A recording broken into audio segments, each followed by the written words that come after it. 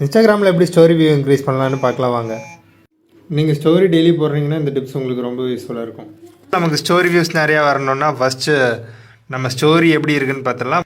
இங்கே தான் நம்மளோட ஸ்டோரி இருக்கும். பக்கத்தில் லைவ் யாராச்சும் கனெக்ட் பண்ணிட்டு இருந்தாங்கன்னா அது வரும்.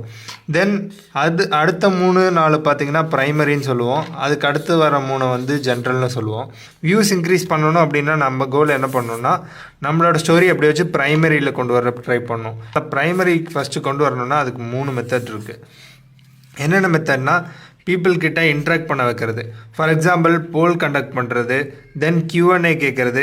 ஸோ ஃபஸ்ட் நம்ம பண்ண வேண்டியது இன்ட்ராக்டிவ் ஸ்டோரிஸ் க்ரியேட் பண்ணுறது தான். தென் ரிலேஷன்ஷிப் ஹிஸ்ட்ரி, யார்கிட்ட போய் சேட் பண்ணுறீங்க, லைக் பண்ணுறீங்க அப்படிங்கிறத பொறுத்து இந்த ப்ரைமரிக்கு வரும். ஃபார் எக்ஸாம்பிள் பார்த்தீங்கன்னா உங்களோட ஃப்ரெண்டோட இதை வந்து ஓப்பன் பண்ணுறீங்கன்னா உங்களோட ஃப்ரெண்டு தான் ஃபஸ்ட்டு வந்து காட்டும். ரீசன் என்னென்னா அவங்க கிட்ட நீங்கள் பர்சனலாக கனெக்ட் ஆகிருப்பீங்க. அது வந்து ரிலேஷன்ஷிப் ஹிஸ்ட்ரின்னு சொல்லுவோம்.